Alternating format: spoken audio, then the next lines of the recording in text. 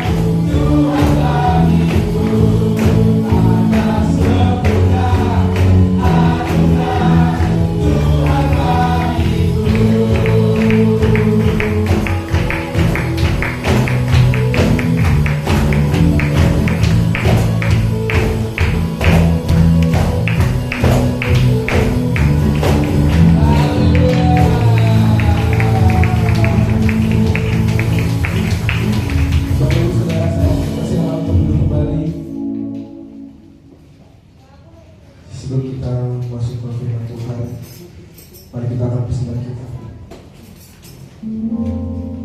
Mari kita berdoa. Kami percaya memberi persembahan adalah bagian dari ibadah. Dengan memberi persembahan, kami memuliakan Tuhan dengan harta kami. Kami memberi dengan sukacita dan hati yang bersyukur. Dalam nama Tuhan Yesus. Amin.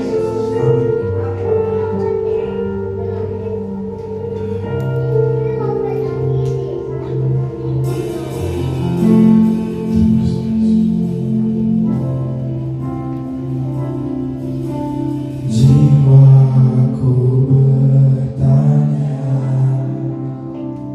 apakah masih ada harapan melewati tangisan, rasa sesak di dada. Imanku berkata,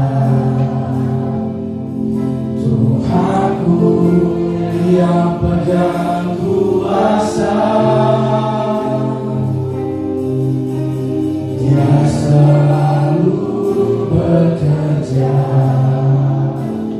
meski mataku tak melihat, walaupun gunung itu tak berpindah, tetap percaya Kau yang punya kuasa. Sekalipun ku dalam lembah gelap, tak mengapa asal Kau di sampingku. Walaupun masalahku masih ada, tetap percaya rencana-Mu terindah. Pribadi-Mu takkan pernah berubah.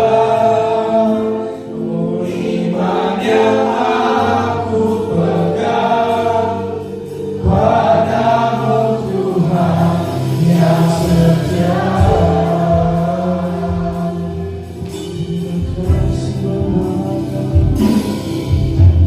Jiwaku bertanya, apakah masih ada harapan melewati tangisan, rasa sesak di dada. Imanku berkata, Tuhanku yang pegang kuasa.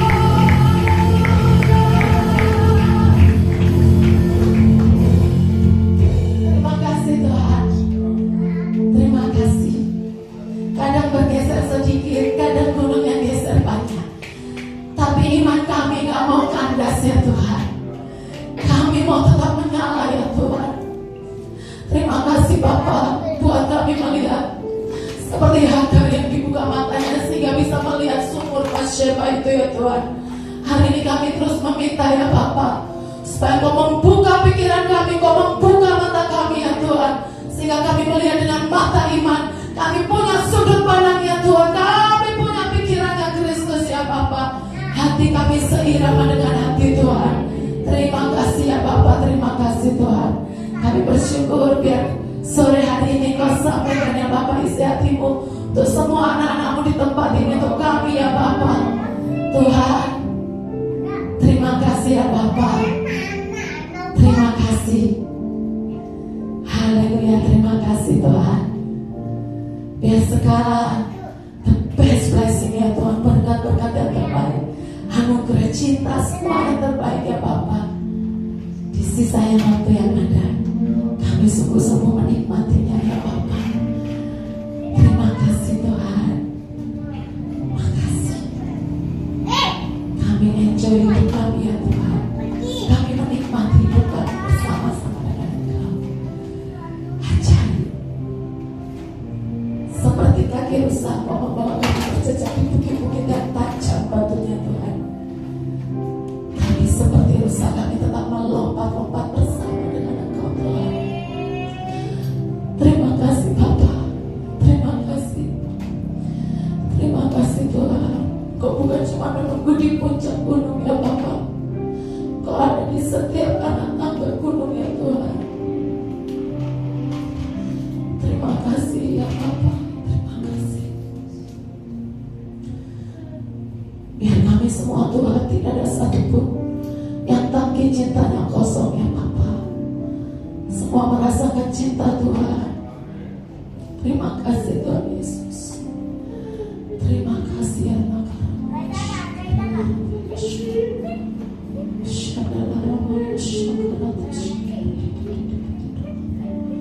Terima kasih Tuhan. Terima kasih. Tidak ada yang bisa menyadarkan kami selain Roh-Mu ya Tuhan. Terima kasih Bapa. Terima kasih. Segala puji kemuliaan hanya bagi-Mu. Hanya Yesus. Hanya Yesus. Selama-lamanya hanya Yesus. Terima kasih Bapa. Di dalam nama Tuhan Yesus. Haleluya. Amin. Silakan duduk Bapak Ibu.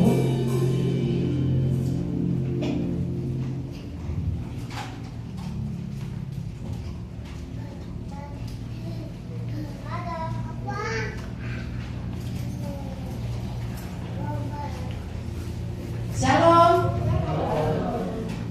Ya, ini yang Tuhan kasih nanti mengalami dan menikmati hidup yang terbaik. Kita baca dulu ya. 1 Petrus 4 ayat 2 ini tema tahunan yang didapat oleh Bapak Gembala kita untuk kita semua. Seharusnya ketika kita membaca ini kita bergembira ya Bapak Ibu, semua teman-teman semua ya. Kita baca ya, coba ya sampai kata semuanya deh. Ini ada 2 versi, kita baca dua-duanya. 1, 2, 3. Supaya waktu yang sisa jangan kamu pergunakan menurut keinginan manusia, tetapi menurut kehendak Allah, sehingga ia tidak lagi dapat menghabiskan sisa hidupnya untuk memenuhi nafsu dan keinginan manusia, tetapi hidup untuk kehendak dan tujuan Allah. Semua yang dikasih Tuhan, ini yang nulis itu Rasul Petrus. Bayangkan ini kira-kira ditulis mungkin pasti ya menurut saya pasti minimal lebih dari 1900 tahun yang lalu. Dan bagi Rasul Petrus gitu ya, bagi murid-murid hari itu, mereka itu menganggap hari itu sudah dekat dengan waktu kedatangan Tuhan Yesus. Mereka sangat-sangat merindukan guru mereka, raja mereka, Tuhan mereka itu datang jemput mereka. Benar-benar sebuah kerinduan yang menyesat di dalam hati mereka, sehingga bagi Petrus 1900 tahun yang lalu itu adalah sisa waktu. Bayangkan ya, sisa waktu. Jadi bagi Petrus tuh waktunya tinggal dikit lagi loh gitu. Dan dia mau bilang bahwa melalui ilham Roh Kudus, dia mau bilang, aku gak mau pakai waktu yang tinggal sisa ini untuk keinginan-keinginanku. Aku harus hidup menurut kehendak Allah. Amin. Aku harus hidup menurut tujuan Kristus dalam hidupku. Nah, apalagi kita loh Bapak Ibu, kita ini sekarang sudah ada benar-benar, kalau katanya orang-orang yang pendeta-pendeta kayak Pak Aruna gitu ya, yang suka ini tentang akhir zaman, katanya kita ini sudah ada di halaman terakhir ibaratnya, benar-benar sudah di ujung dari akhir zaman. Jadi waktunya udah tinggal dikit lagi. Bisa dibayangkan gak sih orang kalau umurnya tahu bahwa dia udah tinggal sedikit lagi? Saya yakin kalau umurnya udah tinggal sedikit lagi ya, walaupun dia masih muda gitu, misalkan dia amit-amit gak ada di tempat ini gitu, misalkan ada masih SMA tapi didiagnosa misalkan sakit apa yang berat gitu ya, terus dokternya bilang umurmu itu tinggal misalkan 5 tahun lagi. Wah, pasti yang sebelumnya ya, kalau dikasih tahu mama papanya, apa sih? Dia kenapa? Cerewet banget gitu ya. Tapi ketika tahu umurnya tinggal 5 tahun lagi, pasti jadi apa? Iya mama. Kalau perlu mamanya dipanggil kanjeng mami ya. Iya kanjeng mami gitu ya. Pokoknya jadi manis sekali gitu ya. Kenapa? Karena waktunya udah tinggal sedikit lagi. Nah Bapak Ibu, ini pesan Tuhan yang sangat kuat untuk kita di tahun 2026. Jangan mempergunakan waktu yang sudah tinggal sedikit ini untuk keinginan manusia kita. Dan janji Tuhan Bapak Ibu semua, Matius 6 ayat 33 bilang bahwa tetapi carilah dahulu kerajaan Allah dan kebenarannya, maka semuanya yang kurang penting itu akan ditambahkan kepadamu. Amin. Jadi ayo, waktu yang tinggal sedikit ini cari tahu, Bapak Roh Kudus, apa sih yang engkau mau untuk aku kerjakan dari menit ke menit, dari jam ke jam. Bahkan kalau misalkan nyembah Tuhan, nanya sama Tuhan, Tuhan Roh Kudus, engkau ingin aku nyanyi apa? Semuanya pokoknya terhubung menyatu dengan Tuhan setiap hari. Kenapa? Karena ini waktu yang sudah sangat sedikit, waktu yang sisa. Bapak Ibu, kita ini kalau misalnya jadi, kita nih orang Indonesia ya kadang aneh-aneh ya, pengenlah jadi warga negara Dubai, pengenlah jadi warga negara Amerika gitu ya, pengenlah jadi warga negara Singapura, Australia gitu ya. Padahal Indonesia ini the best loh Bapak Ibu ya. Ini bangsa ini ditulis di Alkitab gitu ya, di Yesaya ya. Jadi ini bangsa yang the best gitu. Walaupun Irak ditulis juga di Alkitab, bagi saya ini bangsa yang the best lah ya. Nah, tapi ada banyak orang yang mungkin pingin gitu ya, tinggal di berkewarganegaraan di sana, mungkin merasa di sana lebih aman dan sebagainya. Katanya kalau contoh misalkan di Singapura itu katanya ada hak-haknya warga negara itu yang lebih enak dibandingkan di bangsa Indonesia. Dengar-dengar katanya kalau berdagang pajaknya juga kecil. Terus kalau mau usaha izin-izinnya lebih gampang. Tapi kita nggak akan bisa kalau misalkan kita ada orang pindah ke Singapura, nggak akan bisa menikmati setiap hal itu kalau nggak belajar tentang kewajibannya apa. Nah, nggak bisa kita misalkan di Singapura suka-sukanya tweeting gitu ya. Habis bersihin gigi gitu, terus tiba-tiba nggak ada yang lihat gitu, langsung dibuang twing gitu ya dari angkot atau dari mobil atau dari sepeda motor. Nggak bisa, CCTV di mana-mana pasti ditangkap. Dan kita nggak bisa ngomong itu kan lidi gitu ya, lidi itu mudah terurai oleh tanah. Nggak laku jawaban seperti itu, pasti akan tetap ditangkap. Artinya apa? Di mana kita ada, kita ini anggota kerajaan apa, anggota negara apa, kita mesti sungguh-sungguh ngerti di situ itu hukum-hukumnya seperti apa, nilai-nilainya seperti apa, supaya kalau kita hidup sesuai dengan nilai-nilai yang ada di kerajaan itu, yang ada di bangsa itu, hidup kita pasti akan mengalami semua yang dijanjikan oleh bangsa itu. Sama Bapak Ibu, sama saudara-saudara semua. Kita diangkat Tuhan jadi warga negara kerajaan Allah. Kita mesti belajar, kita mesti ngerti nilai-nilai kerajaan, berjuang berusaha dengan kekuatan Tuhan, berusaha untuk ngerti Tuhan, kerajaan Allah seperti apa nilai-nilainya, kebenaran Tuhan seperti apa nilai-nilainya, dan berjuang untuk melakukan hidup di dalamnya. Jadi nggak cuma ngomong tentang kalau kasih perpuluhan dihalokan belalang pelak, bukan seperti itu, tapi benar-benar menghidupi. Kenapa? Jadi jangan selalu segala sesuatu itu kayak jika A maka B. Itu terlalu sangat cetek ya menurut saya. Tapi coba belajar lebih dalam. Contoh misalkan perpuluhan. Kenapa kok perpuluhan? Oh iya, Tuhan nggak mau saya terikat sama uang. Tuhan mau aku terikat dengan Bapa. Hatiku nggak terikat sama harta. Berapapun yang Tuhan percayakan, aku belajar untuk mempercayakannya sama Tuhan. Kenapa kok harus mengampuni? Oh iya ya, kalau aku mengampuni bukan supaya kita ini, kalau nggak mengampuni, nggak diampuni Bapak, sudah tujuannya cuma itu. Bapak tuh berarti kejam ya, nunggu kita ngampuni. Enggak, tapi kita belajar, terus belajar. Kenapa ya Tuhan? Apa ya budayanya? Apa ya nilai-nilai kerajaannya? Dan janji Tuhan, Bapak Ibu yang dikasih Tuhan, sisa waktu yang ada ini semuanya akan ditambahkan kepada kita. Sukacita, damai sejahtera, otoritas, semua yang Tuhan mau kasih, yang ajaib, yang Tuhan itu sudah gitu ya. Mungkin saya bisa membayangkan kayak Tuhan tuh, ini loh nak, ambil, nah ini buat kamu, ini buat kita semua gitu. Tapi kadang-kadang karena kitanya yang wadahnya belum siap, hatinya belum siap, jadi Tuhan gak bisa kasih itu gitu ya. Kalau dikasih contoh nih ya, kalau anak kecil dia gak dibolehin main nyetrum gitu ya. Padahal setrum itu powernya gede, otoritasnya gede, manfaatnya gede, kuasanya gede. Kenapa? Hatinya, wadahnya, tangannya, pikirannya yang belum siap. Jadi Bapak Ibu, mari sekarang hari ini kita terus cari apa kerajaan Allah itu seperti apa.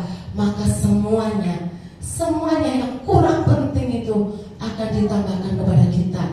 Dan mari kita pastikan sampai nanti kita tutup mata, entahkah kita meninggal gitu ya sebelum pengangkatan, ataupun kita diangkat Tuhan di awan-awan. Bagi saya sama aja gitu. Ya mungkin lebih keren diangkat gitu ya, tapi ya sudahlah, bagi saya penting masuk surga sudah luar biasa lah ya. Itu udah ajaib lah. Yang kotor ini kok bisa dimasukkan surga, itu udah luar biasa. Cuman biarlah selama sisa waktu yang ada, kita sungguh-sungguh menikmati hidup yang bergairah bersama dengan Tuhan. Amin. Amin.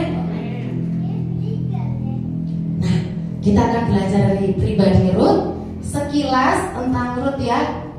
Jadi ini adalah salah satu contoh. Ini orang yang berasal dari bangsa Moab.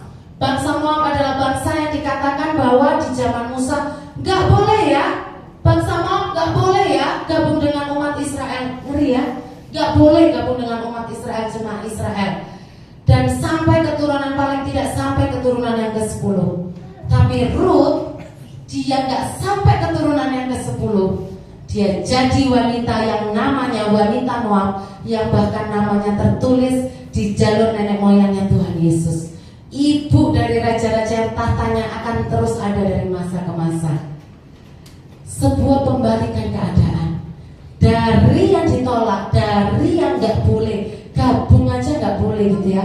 Jadi wanita yang sungguh-sungguh diangkat sama Tuhan, menikmati banyak hal dalam hidupnya. Bapak Ibu bicara soal menikmati, buat saya menurut saya di Moab itu gak jelek-jelek amat. Tapi itulah penilaian manusia, itulah penilaian menurut apa kata dunia. Kita seringkali ukur yang gak jelek-jelek amat itu ukurannya manusia, ya. Tapi yang Tuhan mau itu gak cuma ukuran manusia. Yang Tuhan mau adalah heavenly. Yang Tuhan mau adalah ukuran surga, Bapak Ibu. Yang Tuhan mau adalah ukuran firman Tuhan. Tuhan bukan cuma mau memenuhi kita secara fisik, secara jasmani, tapi Tuhan mau memperlengkapi kita sehingga tubuh, jiwa, roh kita nggak bercacat ketika Tuhan datang yang kedua kali. Amin. Tuhan rindu mendandani kita sedemikian rupa. Amin. Nah, tantangannya kita nih sekarang ya. Jadi ceritanya Rut itu intinya kisah singkatnya ya, ini orang Moab, ada keluarga Israel, namanya Elimelek, bapaknya Elimelek, istrinya Naomi, anaknya Malion dan Kilion, pindah dari Bethlehem ke Moab karena di Israel di Bethlehem sedang kelaparan ya. Dia pindah ke Moab. Terus anaknya Malion dan Kilion nikah. Saya nggak tahu Malion nikah sama siapa, pokoknya nikah sama Ruth dan Orpa. Dua-duanya orang Moab. Kemudian mereka tinggal katanya 10 tahunan kalau nggak salah. Si yang namanya Elimelek, bapak mertua ini meninggal. Gak lama kemudian Malion dan Kilion meninggal juga. Sehingga si Naomi ini udah merasa kayaknya ini aku gak boleh nih lama-lama ada di sini. Dia pingin pulang kembali ke Bethlehem. Dan yang membuat dia juga pingin balik, dia mendengar bahwa di sana masa kelaparannya udah pulih gitu ya. Jadi mungkin tanah-tanah udah kembali subur atau seperti apa gitu. Dan akhirnya dia memutuskan untuk pulang. Terus di awal dia ngajak, ya dia planning, dia merencanakan dia mau pulang bareng dua menantunya ini, gitu kan? Nah entah di tengah jalan tiba-tiba tiung dia kepikiran bahwa ya juga ya ngapain gitu aku ngajak yang berdua ini. Ini orang kan masih muda, masih panjang jalan hidupnya. Sementara kalau kata tradisi dan kata yang ada di Taurat bahwa kalau seseorang meninggal, laki-laki meninggal, maka saudara laki-lakinya itu boleh nikah dengan meneruskan gitu ya, dan membawa nama keturunan gitu ya. Nah tapi aku kan udah gak punya anak lagi, aku juga gak mungkin nenek-nenek gitu loh, udah ompong. Siapa yang mau nikah sama aku juga udah gak pingin nikah lagi gitu. Udahlah kalian pulang aja berdua. Nah si Orpa mungkin emang kagak kurang niat gitu ya berangkatnya gitu. Ya namanya juga mertua gitu kan, kasihan juga gitu ya. Masa dari yang namanya Naomi ketawa, dia ganti manis kan, sweetness. Naomi itu artinya tuh sweetness, manis gitu ya. Naomi-nya bilang namaku sekarang marah, bitter gitu, pahit. Jadi mungkin tiap hari dia sering nangis gitu. Terus mungkin Orpa mikir, ya udahlah kasihan gitu ya, mami mertua aku ini udah tiap hari nangis, dia sekarang ngajak balik, ya udahlah ikutlah gitu ya. Walaupun aku sebenarnya juga gak pingin amat sih gitu. Tapi begitu dia dengar bahwa Naomi-nya bilang udah pulang aja gitu, gak apa-apa, udah deh pulang aja, kamu nanti bisa nikah lagi kok di Moab, gak ada masalah gitu ya. Nah si Orpa langsung memutuskan oke deh saya pulang gitu. Tapi berbeda dengan Ruth bilang apa? Enggak, pokoknya kamu kemanapun mami pergi aku ikut. Kenapa? Pokoknya aku mau ikut dihisap jadi bangsa Israel. Kenapa? Bukan karena sama sekali tidak disebutkan bahwa bukan karena bangsa Israel itu akan menjadi bangsa yang ternama, bukan supaya ikut menjadi bangsa yang terkemuka, bukan supaya menjadi bangsa yang diberkati. Tapi yang dikatakan oleh Ruth adalah aku mau masuk ke dalam bangsamu sebab Allahmu adalah Allahku. Itu kerinduan hatinya, itu yang dia kejar. Saya nggak ngerti kenapa dia sangat terpesona. Tapi siapa sih Bapak Ibu yang nggak terpesona sama Tuhan kita? Siapa yang nggak terkagum-kagum sama Tuhan kita? Ketika orang-orang di luar sana melihat kebaikan Tuhan, merasakan cinta Tuhan, saya sangat percaya Bapak Ibu, apalagi di masa-masa ini, semua pasti ingin tahu siapa pribadi Tuhan itu, siapa Isa Al-Masih itu, siapa Tuhan Yesus Kristus itu yang tadi kita nyanyikan. Dan orang-orang di luar sana sesungguhnya sebagian sedang menjerit, aku juga pengen tahu siapa Allahnya.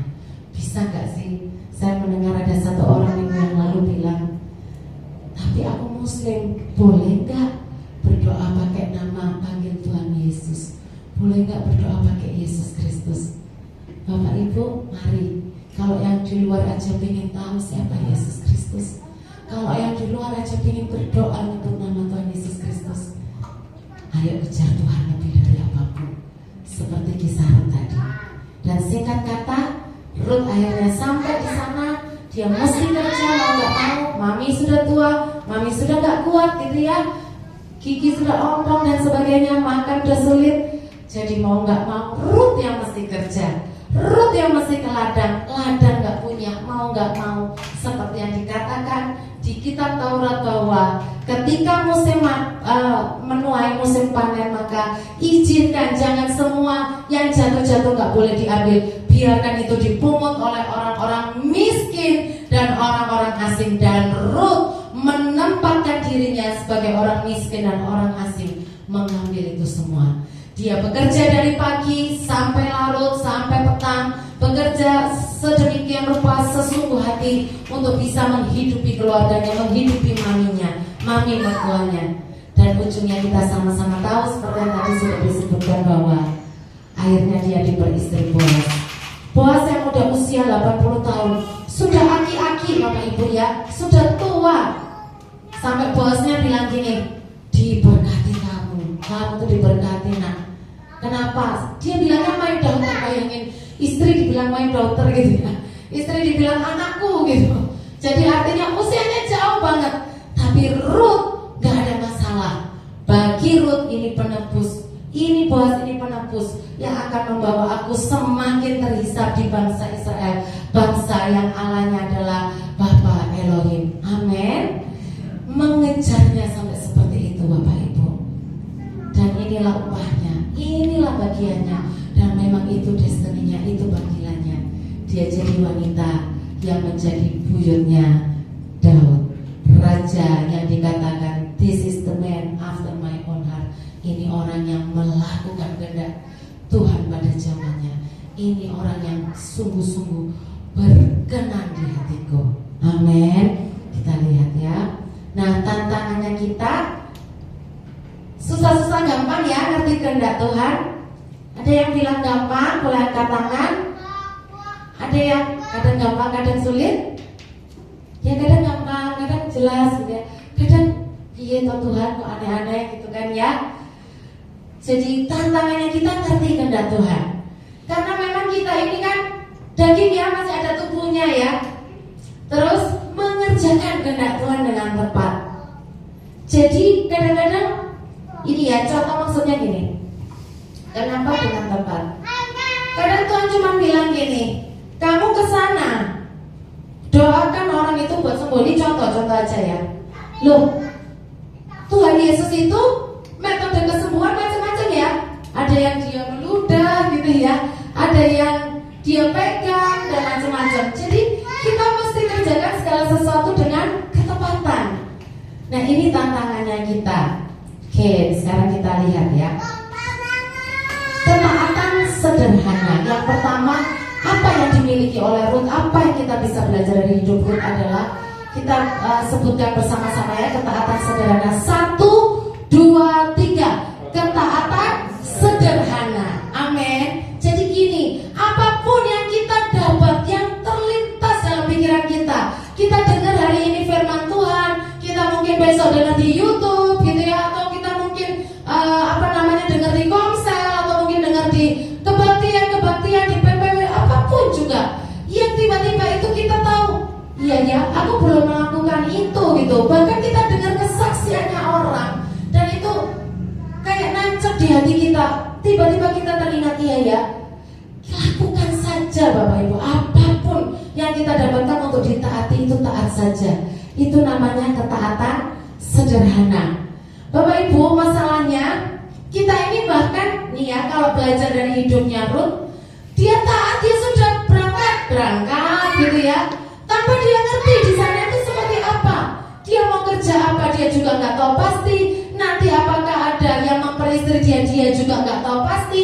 Naomi ini umurnya berapa lama? Kalau misalkan Naomi umurnya nggak panjang terus seperti apa dia juga nggak tahu. Tapi yang namanya ketaatan sederhana, apapun yang terlintas di pikiran kita, jangan terlalu lama gitu. Taat dulu aja.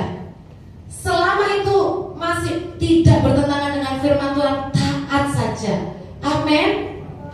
Taat yang sederhana. Bapak Ibu yang dikasihi Tuhan, saya masih ingat waktu itu saya masih kuliah Bapak Ibu. Saya ini gimana ya? Buat saya nggak mau mendikotomi gereja ya. Tapi intinya gini, intinya keluarga saya saat itu pasti nggak ngizinin saya untuk dibaptis Islam. Sementara saya itu ya, sama karismatik tuh saya ketawain gitu loh waktu SMA. Ya nggak tahu kok bisa kuliah tuh kok bisa tiba-tiba kayak saya juga nggak tahu lah ya, mencok gitu ya. Pokoknya benar-benar nyari gitu. Terus di situ saya ngerti, tiba-tiba saya ngerti, iya ya, nggak dari awal saya ngerti, di tengah-tengah gitu ya, mengikuti gitu kan, mengikuti. Terus oh iya ya Tuhan ya, kan dibilang mulai belajar tentang pribadi Tritunggal, mulai belajar tentang hati Bapa, sampai mulai belajar tentang baptisan. Saya ngerti nih kalau baptisan pasti dah, kalau saya ngomong sama keluarga saya jelas tidak diizinkan, pasti gitu ya. Tapi ya apa ya, di hati tuh pingin gitu, saya harus gimana? Nah, ketaatan sederhana adalah Bapak Ibu, apapun yang kita dapat dari Tuhan, selama itu tidak bertentangan dengan firman, cari cara untuk kita bisa mendapatkan dan melakukannya. Amin. Sesederhana itu Bapak Ibu. Dan tiba-tiba saya kok bisa bersahabat dengan anak pendeta gitu ya. Sekarang dia jadi pendeta di Surabaya, melanjutkan pelayanan bapaknya. Akhirnya saya dibaptis Bapak Ibu, baptisan privilege, baptisan privat. Gak ada orang yang dibaptis, cuma saya hari itu. Saya dibaptis di kebetulan bapak ini waktu itu gereja, ada di salah satu gereja lah ya di Surabaya sana.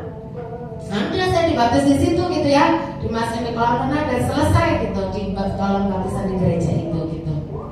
Jadi maksud saya adalah Bapak Ibu, kita ini apapun, yuk belajar untuk taat yang sederhana. Tuhan misalkan disuruh kita, kok aku udah lama ya, misalkan gini ya, contoh paling gampang, kok aku udah lama ya baca Alkitab ini nggak bisa nyampe gitu ya satu pasal gitu. Terus kita ini kan ting gitu ya sama kedagingan kita, benar nggak sih Bapak Ibu? Berdoa, kita mau melakukan hal-hal yang baik aja itu kan rasanya daging kita kan kayak bilang, udah cukup lah Pak Gembala, nggak tahu kamu satu pasal apa 5 ayat, nggak ada yang tahu gitu ya, nggak ada yang tahu, santai aja, yang penting udah kelihatan baca gitu, udah syukur masih SMP udah bisa baca 5 ayat, udah bagus. Itu kan setan ya kerjaannya kayak gitu ya, sama kemalasan kita. Cuman yang namanya ketaatan sederhana Bapak Ibu, ketika kuping yang sini dengar baca nak, lanjutkan sampai selesai. Kuping yang sini dengarnya apa? Kuping yang sini suara hati sendiri bilang, aduh udah cukup lah, gak ada yang tahu ini gitu ya. Kita kalau mau taat sederhana adalah yuk berjuang, jerit sama Tuhan, minta tolong Tuhan, kipiye yo, kok gak bisa tembus 5 ayat ke 6 ayat, kok gak bisa tembus 5 ayat ke satu pasal. Berjuang, jangan nunggu sampai gitu ya, sampai gemeter gitu dan akhirnya bisa baca satu pasal, jangan.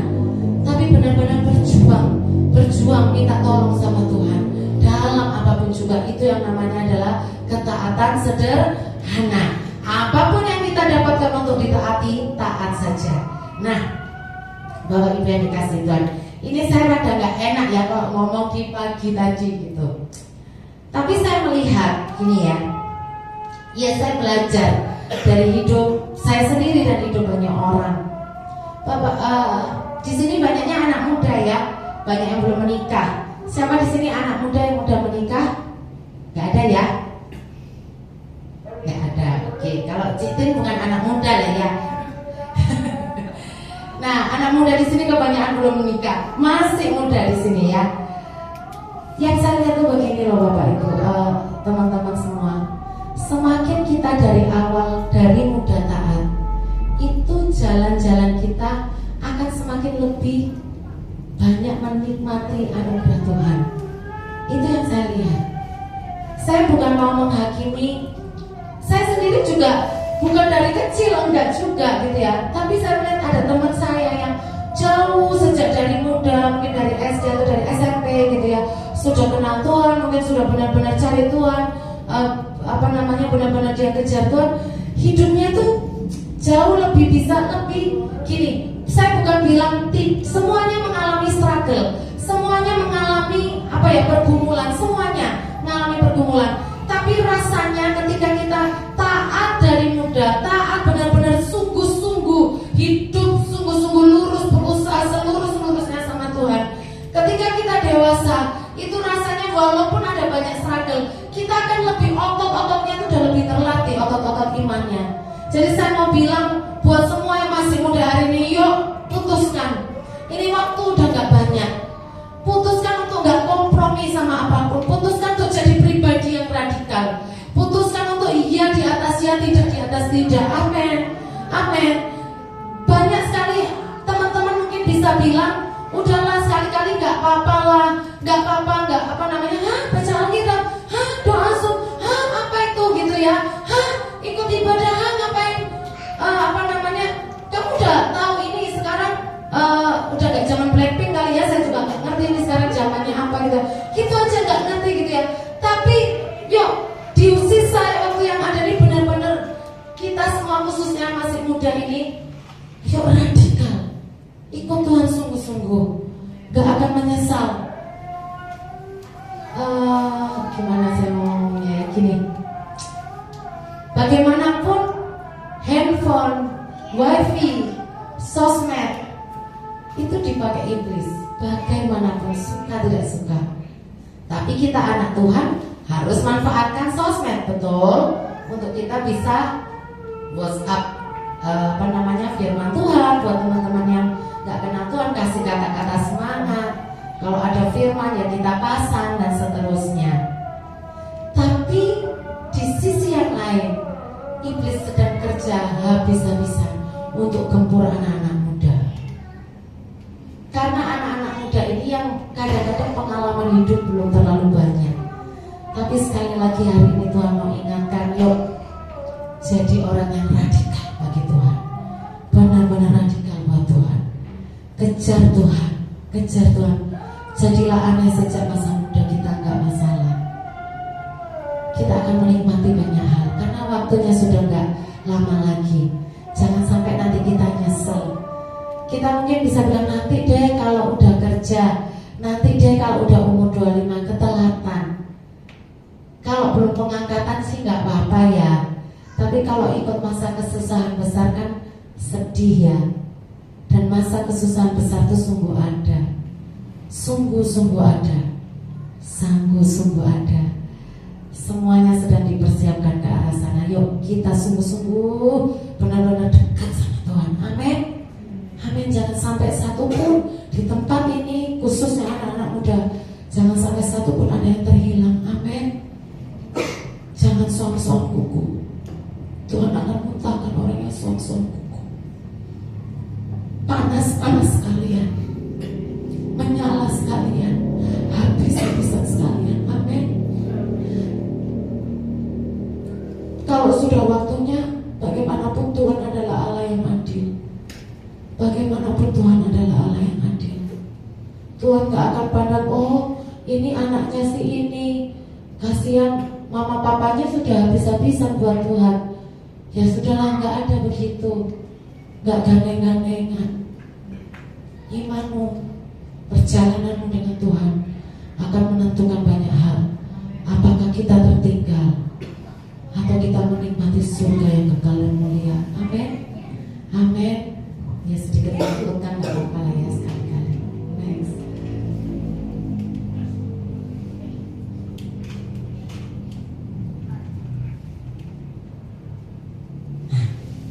Oke. Berikutnya kita belajar dari hidup Rut. Yuk baca yang warna kuning. 1, 2, 3. Melakukan kehendak Tuhan dengan segenap hati. Ya, Rut 2:7 itu bilang gini. Jadi ia datang dan terus mengumpulkan gandum itu ya, biji-bijian sejak pagi buta. Rut ini bukan karyawan. Rut ini bukan pegawai di situ gitu. Jadi nggak wajib loh dia untuk pagi-pagi buta datang. Tapi dia datang pagi-pagi buta gitu ya. Karena apa? Dia lakukan kehendak Tuhan. Jadi gini, kita mesti ngerti bahwa hidup kita itu sebenarnya ada programnya. Waktu saya punya Sharon masih kecil gitu ya, masih baru lahir gitu, saya punya program buat dia. Oke, jam 6 kamu masih ngorok pun bangunin dek bangun gitu ya. Habis bangun ngapain? Saya lepas bajunya, saya taruh, saya jemur, kan saya taruh ya, saya taruh kesannya ditaruh di genteng gitu. Saya taruh, saya pegang gini, dijemur.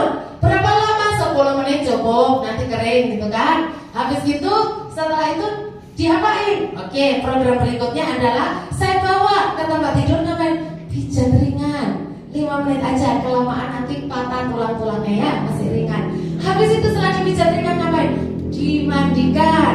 Habis dimandikan ngapain? Mandinya juga apa programnya? Pakai air hangat. Habis itu habis dimandikan ngapain? Dikasih ASI. Nah dan seterusnya. Nanti 6 bulan ngapain? Wah, kalau kata Bu Esther, udah waktunya nih. Nggak minum yang susu lagi, mulai makan yang makanan pendamping ASI, mulai cari buku-bukunya dan seterusnya. Nah, saya orang tua yang katanya bapak yang jahat saja tahu bagaimana memperlakukan anaknya dengan baik, tahu bagaimana punya program buat anak-anaknya, apalagi bapak kita yang di surga. Jadi bapak kita yang di surga itu sesungguhnya dari masa ke masa itu punya program sama hidup kita, punya rencana sama hidup kita. Dan salah satunya yang buat Ruth adalah Ruth ini ya di bukunya Tuhan ya, buku kehidupannya Ruth kalau dibaca gini, nanti Ruth ke Israel, habis itu bawahnya nanti Ruth jadi dihitung sebagai orang miskin dan orang asing memungut gandum. Nah, kita juga seperti itu. Tapi tantangannya adalah kita tangkap kehendak Tuhan tadi. Jadi gini, kita mungkin nggak jadi pemungut gandum, macam-macam lah ya. Saya nggak ngerti kita ngapain gitu ya, melakukan kehendak Tuhan. Yang penting melakukan kehendak Tuhan.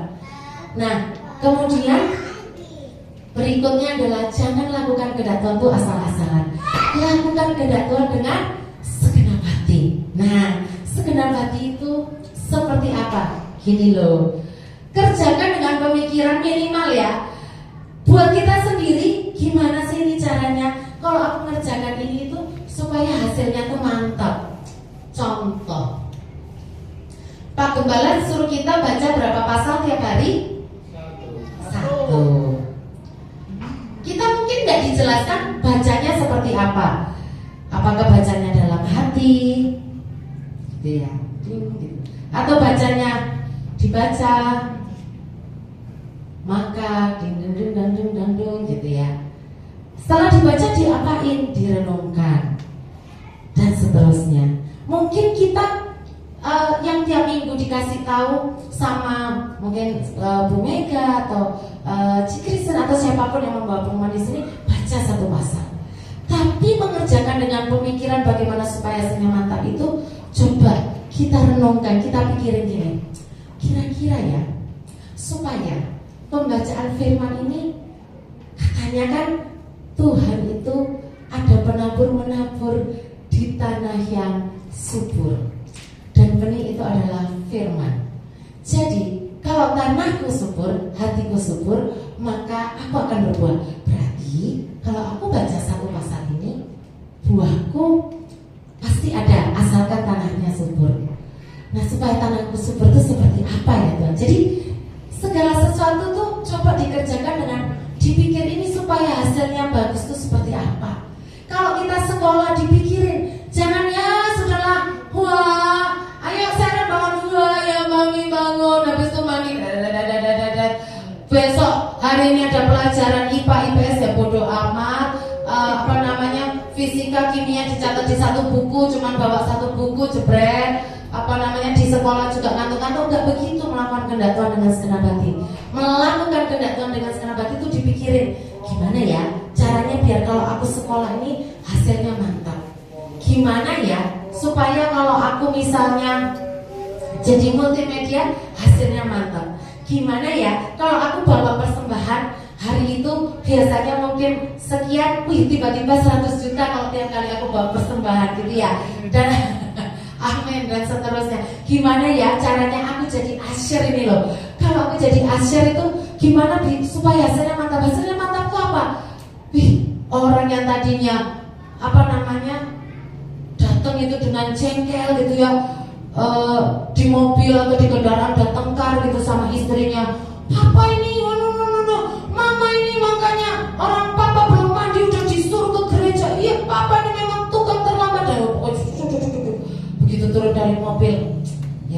orang Kristen ini kan bermuka dua, habis bertengkar. Tapi begitu salaman, misalnya sama siapa? Salaman sama Zelda gitu ya, senyumnya yang luar biasa membuat, wih, ser gitu ya, kata suami istri ini. Langsung tiba-tiba, maafin mama ya, papi gitu. Kok bisa?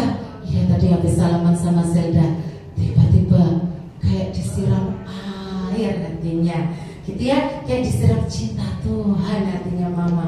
Maafin mama ya. Gitu juga papa juga bilang gitu. Habis salaman sama Kak Kori langsung rasanya nyes gitu ya.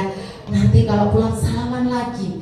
Jadi itu lahir dari apa? Lahir dari mengerjakan apapun tuh gimana caranya supaya hasilnya tuh mantap. Mantap itu apa? Minimal hasilnya tuh bagus menurut kita. Jangan cari menurut manusia, Bapak Ibu. Jangan cari menurut manusia, nanti kita ujung-ujungnya jadi pengen dipuji. Tapi minimal menurut kita itu kita puas ngerjainnya. Ini loh yang bagus tuh seperti ini.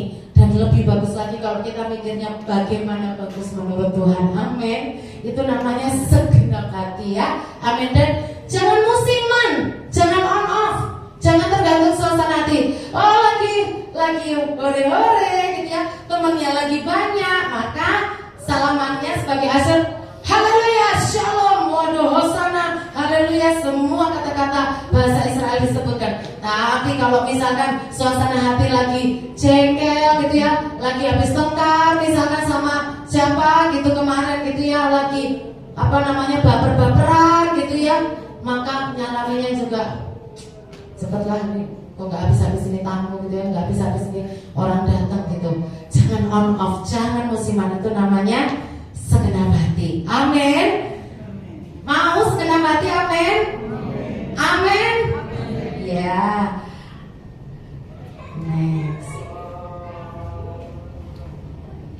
Nah, miliki ini ya, kita belajar dari Rut. Kita baca yang nomor 7 ya, yang kuning 1, 2, 3.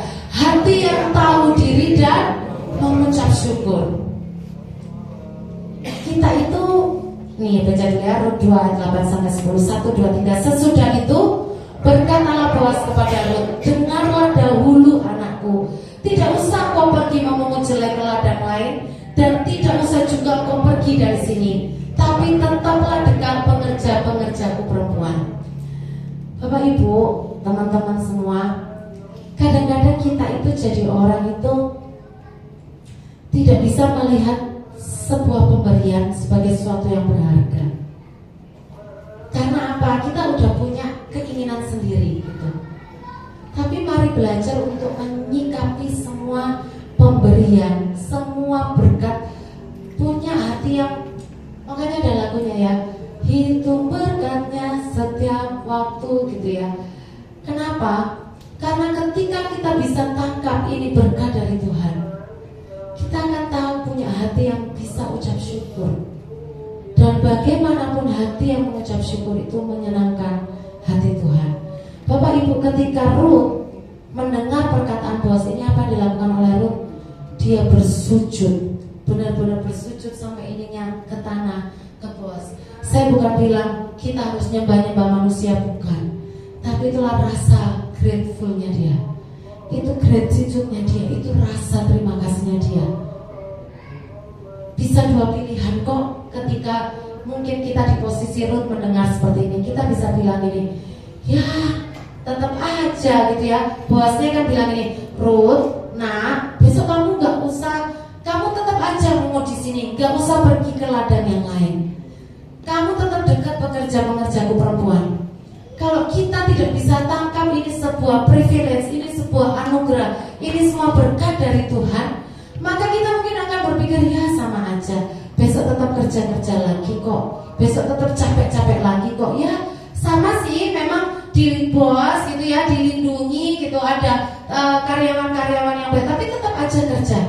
Nah kalau seperti itu Bapak Ibu, walaupun kita bilang makasih ya Pak Boas gitu, tapi gema ucapan syukur itu gak akan sampai ke tahta Tuhan. Bapak Ibu, mari pastikan kita semua adik-adik penuhi tatanya dengan ucapan syukur, pujian kepada Tuhan. Amin. Sembah dan puji penuhi tatamu. Sembah dan puji penuhi tatamu. Sembah dan ucapan syukur biarlah memenuhi tata Tuhan. Gimana caranya? Lahir dari hati yang tahu diri dan ucap syukur. Amin. Melihat segala sesuatunya itu dengan apapun itu, dengan belajar untuk mengucap syukur dan bukan dibuat-buat ya. Merayakannya kita baca yuk 1, 2, 3. Merayakan kebaikan Tuhan dengan hati yang berkirang seperti anak kecil dapat permen. Bapak Ibu pernah lihat anak kecil dapat permen itu gimana sih? Ada yang kayak gitu, nggak enak gitu, nggak ada ya kayaknya ya. Kayaknya dia lihat permen dari jauh kita udah gini aja, gampang ya. Apa namanya? Kalau saya dulu tuh guru sekolah minggu ada gadungan ya, jadi sukanya nyogok pakai permen gitu ya. Gampang tinggal gini, gampang semua langsung jatuh cinta gitu ya. Karena semua anak kecil itu memang sangat bisa menghargai semua hal-hal yang namanya hadiah. Anak kecil itu baru dibilang, mami punya hadiah buat kamu. Gak tau padahal hadiahnya mungkin cuma hanger baju gitu ya, mungkin cuma merica gitu ya, mungkin cuma apa gitu ya, gak penting. Tapi udah dibungkus bagus itu pasti anak kecil, makasih tante, makasih mami. Gak tahu itu apa. Kita cuma kasih dia telur rebus hias-hias, dia langsung kayak udah dapat apa gitu ya, udah dapat telur emas. Miliki hati yang seperti anak kecil ini loh Bapak Ibu. Merayakan semua kebaikan Tuhan dengan hati yang bercikra, hati yang berkirang. Sembahkan gema itu sampai ke surga Bapak Ibu. Bagaimanapun itu sungguh-sungguh menyenangkan hati Tuhan. Itu sungguh-sungguh menyenangkan hati Tuhan. Bapak Ibu, saya kesaksian sedikit. Bapak Ibu kalau lihat mobil saya, mobil kantor, di belakang itu pesok ya Bapak Ibu. Lumayan lah, pesok-pesok dikit gitu ya. Ditabrak jedier gitu ya. Ditabrak tuh sampai gini gitu ya Bapak Ibu. Sampai maju ke depan gitu. Terus apa namanya, seperti saya saksikan pas konser kemarin, sejujurnya mungkin karena sudah malam gitu ya, jadi urat kemarahan saya udah rada loyo gitu kan. Nah 25% itu saya gini, loh kok orang itu nabrak ya gitu ya. Aku bilangnya gimana nih ya, marahnya gimana gitu kan. Tapi 75% tuh gini, kayak ngomong gini, bertanya juga, kayaknya aku nih apa bukan celah ya Tuhan ya, kok bisa ditabrak. Tapi kenapa ya aku ditabrak ya? Aku salah apa ya? Siapa yang nabrak ini gitu ya? Dan saya bingung juga mau gimana gitu. Terus, saya diam. Saya diam tuh sejujurnya saya bingung. Saya mau nelpon Pak Bin, nggak kepikir juga. Pokoknya saya bingung aja, saya diem aja. Malam-malam gitu ya. Udah jam 9 lebih, setengah 10 mungkin, saya diem aja. Habis gitu, ya apa ya Tuhan? Ngomongnya ya apa nih? Mau marahnya gimana? Terus di hati itu kayak Tuhan tuh bilang ini, nak, kalau hari ini responmu benar, kamu akan lihat keajaiban. Oh oke. Jadi saya diem, saya juga bingung terus aku harus gimana. Tidak ada pertanda, tidak ada jawaban, jadi saya diem. Tiba-tiba ada ibu-ibu ngetuk-ngetuk mobil saya gitu ya. Dia bilang gini, Kak, aku nabrak kamu gitu. Oh iya. Kakak bingung. Iya. Habis itu terus gimana? Saya bilang gitu. Kayak pengen marah gitu ya, tapi nggak tahu apa karena udah malam, saya juga nggak ngerti gitu. Apa karena juga takut buka celah gitu ya. Jadi kayak bingung mau ngomong apa. Oh iya. Tapi mobilmu nggak apa-apa kok Kak. Mobil aku yang rusak parah. Oh, kamu sih apa namanya ngerem mendadak gitu kan? Oh, ngerem mendadak, perasaan aku nggak ngerem mendadak. Enggak kok, nggak ngerem. Iya beneran, kamu tuh ngerem mendadak sampai diam gitu. Oh iya udah, oke. Ya terus aku tapi ganti uang gitu ya. Aku pasti ganti kata dia. Nomor rekening kamu berapa Kak? Oh sebentar, aku tanya dulu ya ke HRD saya berapa sih asuransi gitu. Terus saya gini loh, Tuhan ajaib juga ya. Saya cuma oh iya. Jadi loh Bapak Ibu, kadang taat itu cuma oh iya gitu tuh. Tapi kita lihat keajaiban ya. Terus saya turun Kalau yang suka naik mobil sama saya, di mobil saya itu top rapinya ya, nomor 1 dari belakang. Nah, apa namanya? Biasa kunci saya kan saya main lempar ke sana kemari gitu kan, barang, handphone gitu ya. Nah, kunci saya di mana gitu. Terus saya mulai bingung, gimana nih caranya turun dari mobil ini ya Tuhan. Padahal kan tinggal diceklet ya. Tapi maksud saya mau kunci nih mobil. Saya cari kunci gitu. Terus kata kakaknya gini, kamu mukanya shock banget. Saya ketawa dalam hati, aku bukan shock, aku bingung kunciku tuh di mana. Apa namanya? Bingung, ya jangan shock Pak. Iya, saya oke. Terus cari untuk ketemu. Ya benar Bapak Ibu. Apa ya? Saya cuma mau bilang gini loh. Dan buat saya ini sesuatu yang gimana ya? Ini yang saya ceritakan ke teman-teman saya Muslim Bapak Ibu. Mungkin nggak terlalu keren gitu ya, namanya ditabrak gitu ya. Kesannya gimana? Tapi buat saya sekali lagi saya melihat pagar perlindungan Tuhan. Sekali lagi saya melihat bahwa sungguh Mazmur 91 itu nyata Bapak Ibu. Sungguh walaupun apapun mungkin hari itu memang kita sedang mengerjakan sesuatu gitu ya, tapi saya sungguh melihat Tuhan itu baik, Tuhan itu ajaib. Dan saya bisa cerita ini dengan bangga ke teman-teman saya Muslim. Gimana bahwa mungkin saya yang salah, saya yang ngerem mendadak, walaupun saya nggak merasa ngerem mendadak gitu ya. Tapi di situ saya bisa lihat bahwa Tuhan itu ajaib, Tuhan itu luar biasa. Amin. Mari selalu rayakan kebaikan Tuhan dengan apa ya Bapak Ibu, dengan hati yang kayak melompat gitu loh di hadapan Tuhan. Saya tuh kalau suruh lompat udah gak kuat ya Bapak Ibu ya, nafas udah pendek apalagi pernah kena COVID. Tapi biar walaupun fisik kita udah gak sekuat dulu, aku masih muda untuk lompat-lompat, tapi biar hati ini terus melompat-lompat di hadapan Tuhan. Amin. Terus berjingkrak, terus bergirang di hadapan Tuhan. Amin. Mensyukuri semua kebaikan Tuhan sekecil apapun Bapak Ibu, sekecil apapun.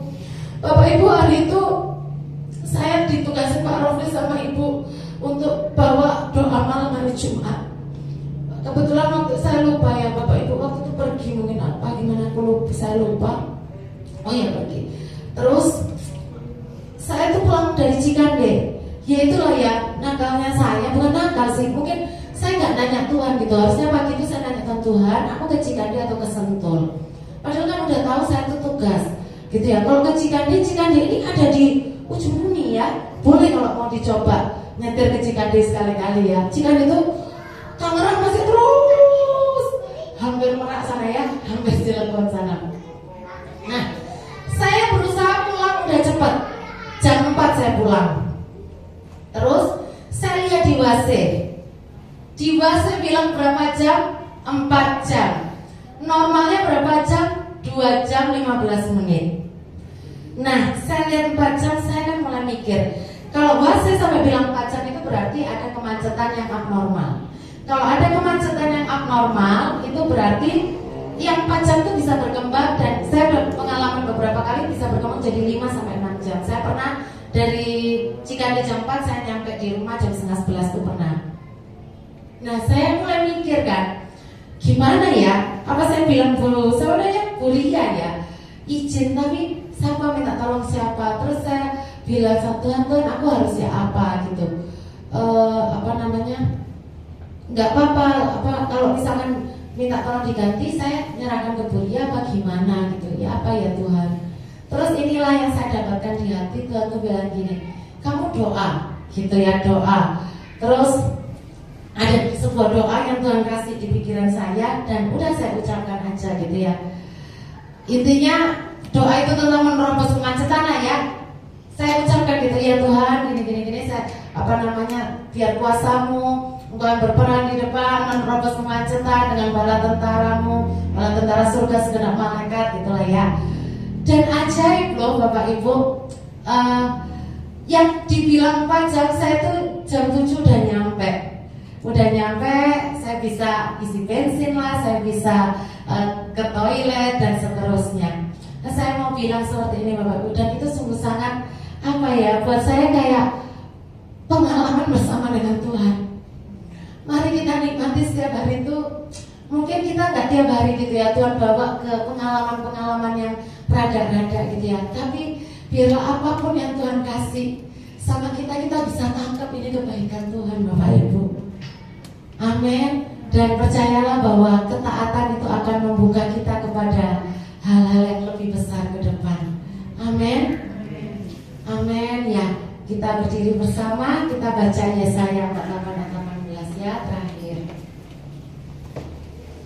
Yesaya 48 ayat 18. Jadi sekali lagi yuk, firman berkata itu, marilah kepadaku semua yang letih lesu dan berbeban berat, pikulah kuk yang kupasang kepadamu. Jadi siapapun kita hari ini Bapak Ibu, jangan pernah berpikir untuk melepaskan kuk itu dari pundak kita. Bagian kita adalah datang sama Tuhan dan pikul kuk itu bersama-sama dengan Tuhan. Sebab apapun yang Tuhan kasih, Tuhan pasti kasih kekuatan sama kita. Seberat apapun yang Tuhan kasih, Tuhan pasti kasih kekuatan sama kita. Bagian kita adalah mari pertajam untuk dengar suara Tuhan. Mari terus peka untuk tangkap kehendaknya dari hal-hal yang kecil. Taatlah sederhana, taat dan sederhana. Tuhan suruh apa? Taat saja. Tuhan suruh ngomong sedikit saja, taat saja Bapak Ibu. Jangan pernah takut untuk jadi capek. Jangan pernah takut untuk jadi nanti aku ketularan flu gitu ya, manis manja gitu ya. Nanti aku ketularan pilek, nanti aku gak bisa masuk besoknya, enggak. Kalau Tuhan udah suruh Bapak Ibu kerjain aja, dan kita akan melihat keajaiban. Amin. Kita akan melihat pernyataan demi pernyataan Tuhan. Amin. Kita akan melihat keajaiban demi keajaiban Tuhan. Amin. Kerjakan saja bagian kita Bapak Ibu. Jangan pernah khawatir. Ada Tuhan yang memberikan tongkat otoritas di tangan kita. Ada Tuhan yang memperkuat kaki kita dengan kasutnya. Ada Tuhan yang memperlengkapi kita dengan iman yang menembus segala kemustahilan. Amin. Mari kerjakan bagian kita. Jangan takut, serangan mulai ada, tapi Tuhan tetap sama. Dia Jehovah Sebot, Dia Allah El Gibor yang akan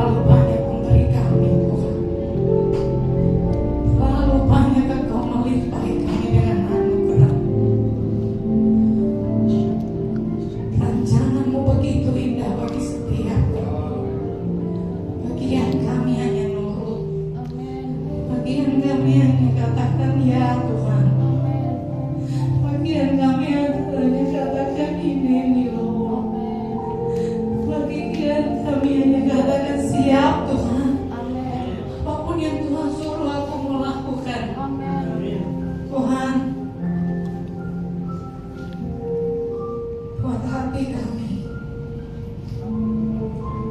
mau nurut, buat hati kami mau taat Tuhan.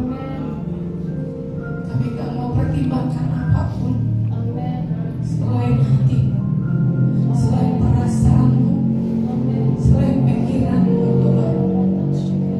Terima kasih Bapa yang baik buat firman sungguh-sungguh memberkati setiap kami di hari-hari yang sisa ini. Kami nggak mau kasih yang sisa, tapi kami mau kasih yang baik dan lebih baik lagi. Tuhan, buat kami terus bergairah, buat kami terus suka Tuhan dengan apa yang Tuhan suka, buat kami gak suka dengan apapun yang Tuhan gak suka. Buka setiap topeng kami, buka setiap kemunafikan kami Tuhan, telanjangi kami Tuhan, sehingga apapun yang kami lakukan semuanya nyata di hadapan Tuhan. Dan kami boleh membawa banyak jiwa, sehingga siapapun yang ketemu dengan kami, siapapun yang berhadapan dengan kami, adalah orang-orang yang bisa melihat Tuhan dengan jelas dalam hidup kami. Terima kasih Tuhan bahwa kami untuk mengalami Engkau lewat apapun Tuhan, lewat setiap kejadian, lewat setiap tangisan, lewat setiap rintihan, lewat setiap teriakan, bahwa kami Tuhan untuk mengalami Engkau. Kami tidak peduli hal itu hal yang baik, yang menyenangkan, atau hal yang menyakitkan kami, asal kami bersama dengan Tuhan, asal kami mengalami Engkau dalam hidup kami. Sehingga kami mau katakan, setiap orang yang berjumpa dengan kami, bukan kata orang, tetapi sungguh-sungguh kami mengalami Engkau dalam hidup kami Tuhan. Terima kasih Tuhan bahwa kami ke peristiwa-peristiwa di mana Tuhan izinkan kami boleh ada, sehingga di sanalah kami boleh ada dan menyaksikan bahwa Allah hidup, Allah bekerja, Allah nyata di dalam hidup kami. Terima kasih Bapa yang baik, terima kasih di masa-masa akhir dalam hidup kami Tuhan. Biarlah kami boleh berdampak, kami boleh melihat bahwa pekerjaan Tuhan